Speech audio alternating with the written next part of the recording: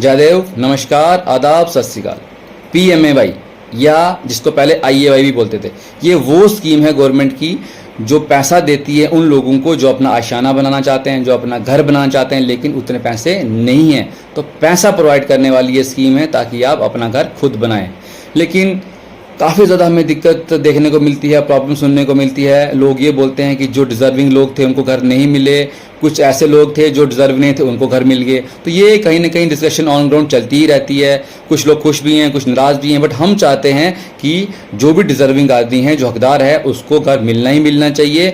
अगर किसी ऐसा आदमी को घर मिल गया जो हकदार नहीं था, अब उसका घर हम तोड़ तो नहीं सकते, लेकिन जो जायज़ आदमी है उसको उसका हक मिलना ही चाहिए, वहाँ कोई भी प्रॉब्लम नहीं आनी चाहिए। तो रिक्वेस्ट करते हैं गवर्नमेंट से कि इस बार जो एक्सरसाइज होनी है उसमें कोई भी गड़बड़ ना हो, डिज़र्विंग आदमी के साथ कोई भी धोखा ना हो। हम भी एक्टिव रहेंगे, इस पूरी स्कीम को देखते रहेंगे, बट फिर भी गवर्नमेंट ऑफिशियल्स को देख रहे हैं, हम उनसे रिक्वेस्ट करते हैं कि प्लीज़ कोई भी जायज़ आदमी पीछे ना रहे इस स्कीम से।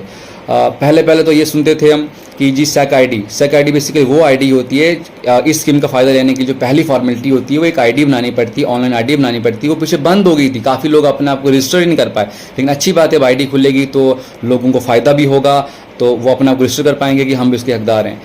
लेकिन उसके बाद जो फॉर्मेलिटी मांगी जाती है कि अगर आपको घर लेना है, मान लो पहले स्टेप में आप पास हो गए कि आपकी सेक आईडी बन गई, आप उस लिस्ट में आ भी गए कि आप हकदार हैं आईडी के, मतलब घर के, तो उसके बाद क्या होता है, डॉक्यूमेंट्स मांगे जाते हैं। लेकिन जो डॉक्यूमेंट्स मांगे जाते हैं वहाँ सबसे इंपॉर्टेंट डॉक्यूमेंट जो मांगा जाता है वो राशन कार्ड मांगा जाता है। बट मैं आपको बता दूं, गवर्नमेंट को बता दूं, अभी काफ़ी लोगों के राशन कार्ड नहीं बने, क्योंकि 2011 के बाद सेंसस हुआ ही नहीं है। 2011 में अगर कोई लड़का अपने बाप के साथ रह रहा था तो वो उसी राशन कार्ड पे ही कंटिन्यू चलते रहेगा आगे, क्योंकि उसके बाद राशन कार्ड बन नहीं पाए, सेंसस ही नहीं हुए। अगर एक बाप के 3-4 बेटे थे तो अभी भी वो उस बाप के राशन कार्ड पे ही चल रहे हैं आगे।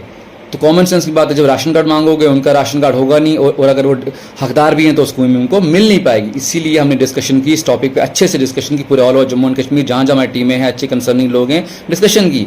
तो हमने ये मतलब एक अल्टरनेट निकाला कि अगर राशन कार्ड नहीं है लेकिन अगर आप डिजर्विंग हो, 2-3 फॉर्मेलिटीज़ आप ऐड कर दो तो राशन कार्ड वाली प्रॉब्लम सॉल्व हो जाएगी। अगर आप चूल्हा चौकीदार रिपोर्ट लगाओ, साथ ही कोई एफिडेविट लिख के ले लो लोगों से, साथ ही साथ कोई और फॉर्मेलिटी जैसे पानी की कोई मतलब जो बिल भरते हैं वो, या बिजली का बिल भरते हैं, तो ये 3 अगर सर्टिफिकेट मतलब कागज़ हम एक साथ लगा देंगे तो कहीं ना कहीं राशन की जो मतलब कागज़ की जो एक ताकत है उसके बराबर ही कागज़ बन जाएंगे। तो उससे उन लोगों की मदद हो सकती है। तो यही मैसेज मैं देना चाहता हूँ सबको, जितने भी पॉलिटिकल लीडर्स हैं, हर पार्टी के सोशल एक्टिविस्ट हैं, अच्छी ऑर्गेनाइजेशन हैं जो पब्लिक के लिए काम करती हैं, प्लीज़ ये मेरा मैसेज है आप सबके लिए कि आप इस टॉपिक की बात करो, जगह जगह बात करो, क्योंकि इंपॉर्टेंट टॉपिक है ये। इस पर बात करेंगे तो डिजर्विंग लोग जो भी हैं, हकदार लोग हैं, उनको उनका हक मिलेगा ही मिलेगा, कोई छूटेगा नहीं पीछे। लेकिन अगर हम इस पर बात नहीं करेंगे तो काफ़ी ज़्यादा लोग इस पर मतलब जो हकदार हैं वो पीछे रह जाएंगे। और साथ ही साथ हम डॉक्यूमेंटेशन भी करेंगे। जम्मू कश्मीर लेवल की अगर बात करो, LG साहब तक कागज़ पहुँचाएंगे, चीफ सेक्रेटरी साहब तक कागज़ पहुँचाएंगे, जो प्रिंसिपल सेक्रेटरी RDD उन तक भी पहुँचाएंगे, और साथ ही साथ सेंट्रल लेवल पे जो मिनिस्ट्री है RDD की, वहाँ तक भी कागज़ पहुँचाएंगे कि इस पर बात हो।